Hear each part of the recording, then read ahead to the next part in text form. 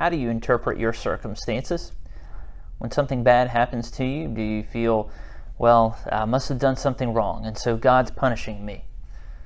Or do you simply feel like, woe is me, this is my lot in life to suffer under these things and experience these kinds of things?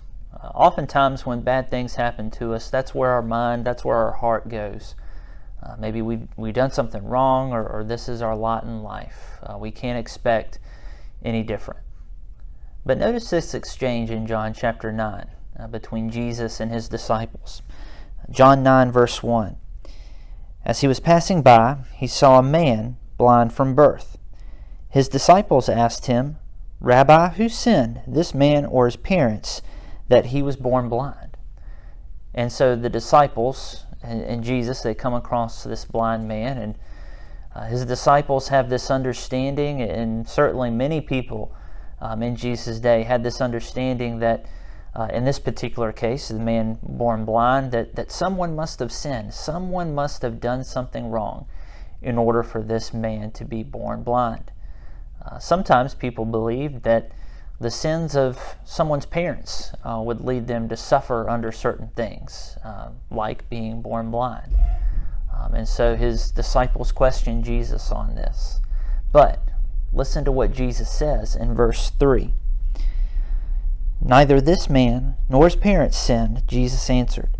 "This came about so that God's works might be displayed in him."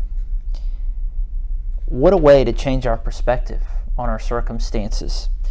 God will show up and do something amazing, even in the negative things that we experience, even in our bad circumstances. God's glory will be revealed.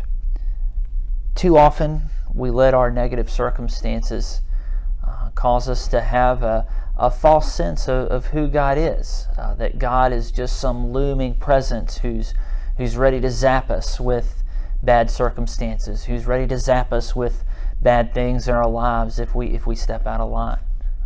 Certainly there's consequences for our actions, but oftentimes the circumstances that we live under are so that God's glory would be revealed.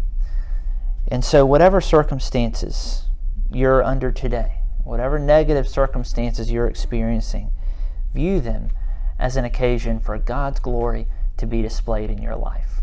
Have a blessed day.